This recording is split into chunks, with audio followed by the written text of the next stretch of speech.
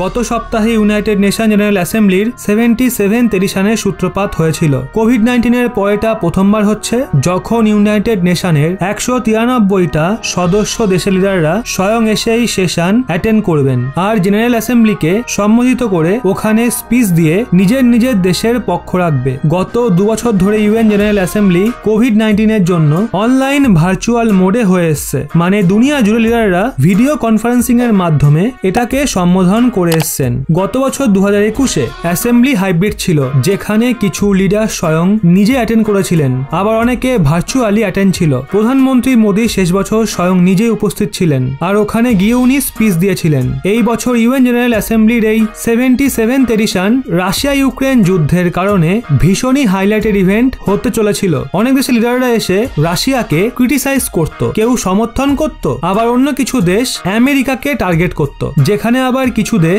Global challenges এবং climate চেঞ্জের ব্যাপারে বলতো। কিন্তু কুইন এলিজাবেথ II এর স্টেট ফিউনারেলের কারণে বিশ্বের অনেক দেশের পিএম ও president UN general assembly attend করতে আসেই না, সবার নজর ব্রিটেনের দিকে চলে যায়। আর ইউএন জেনারেল অ্যাসেম্বলির 77th এডিশন বেশি একটা ইন্টারন্যাশনাল মিডিয়া কভারেজ পায় না, যার জন্য ইউএন অফিসিয়ালরা অনেক ডেটকে আগে পিছুও করেছে যাতে বেশিরভাগ দেশের লিডার এই ইভেন্ট অ্যাটেন্ড করতে পারে। কিন্তু এর মাঝে এখন ভারত ইউএন সিকিউরিটি কাউন্সিলে পার্মানেন্ট সদস্যতাকে নিয়ে নিজের সংঘর্ষ একবার পুনরায় শুরু করে দিয়েছে।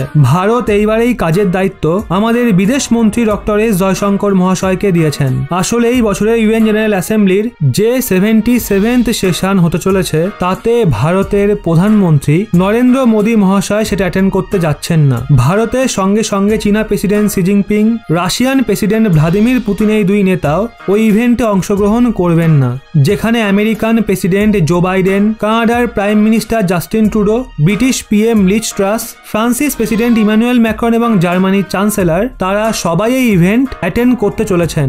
ইউক্রেনের president Vladimir Zelensky online virtual মোডে ভিডিও কনফারেন্সিং এর মাধ্যমে নিজের সম্বোধন দেবেন। ভারতের তরফ থেকে এই বছরের ইভেন্টে আমাদের বিদেশ মন্ত্রী ডক্টর এস জয়শঙ্কর মহাশয় ওখানে গিয়ে বক্তব্য রাখবেন। রুলস অনুযায়ী ইউএন জেনারেল অ্যাসেম্বলিতে দেশের প্রেসিডেন্ট ও প্রাইম মিনিস্টারকে সর্বপ্রথম প্রেফারেন্স দেওয়া হয়, তারপর মিনিস্টার এবং সব শেষে গিয়ে বাকি রিপ্রেজেন্টেটিভদের। এইবারও যখন সমস্ত দেশের পিএম ও প্রেসিডেন্ট নিজের নিজের স্পিচ দিয়ে দেবেন, তারপর যখন মিনিস্টারের পালা আসবে তখন ডক্টর এস জয়শঙ্কর মহাশয় ভারতের তরফ থেকে বক্তব্য পেশ করবেন। রিপোর্ট অনুযায়ী ডক্টর এস জয়শঙ্কর মহাশয়ের সম্বোধন 24শে সেপ্টেম্বরের সকাল 11:30 নাগাদ শিডিউল করা হয়েছে। ডক্টর এস জয়শঙ্কর মহাশয়ের এই সম্বোধনকে নিয়েই খবর বেরিয়ে আসছে ভারতের তরফ থেকে তিনি ইউএন জেনারেল অ্যাসেম্বলিতে ইউএন সিকিউরিটি কাউন্সিলের রিফর্মসের বিষয়টা তুলে ধরবেন। এই কথাটা তো সত্যি যে ভারত ভেটো পাওয়ার এত সহজে পাবে না, কারণ চীন ভারতের রাস্তায় কাটা হয়ে দাঁড়িয়ে আছে। চীন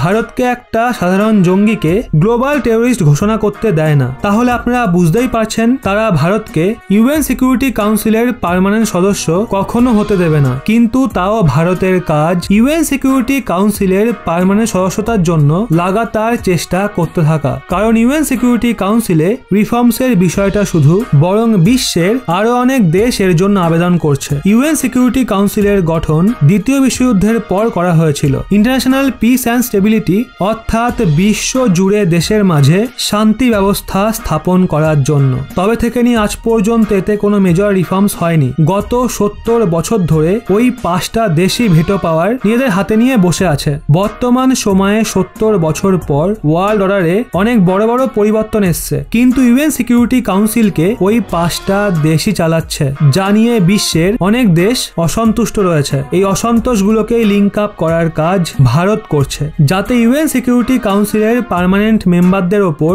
রিফর্ম করতে এবং নতুন সদস্যদের যুক্ত করার প্রেসার ক্রিয়েট করা যায়। এর জন্য ভারত ডক্টর এস জয়শঙ্কর মহাশয়ের স্পিচে ইউএন সিকিউরিটি কাউন্সিলের রিফর্মসের বিষয়টাও যুক্ত করেছে। তবে যাই হোক, আপনাদের কি মনে হয় ডক্টর এস জয়শঙ্কর মহাশয় ইউএন জেনারেল অ্যাসেম্বলিতে প্রভাবশালীভাবে ভারতের পক্ষ রাখতে পারবেন?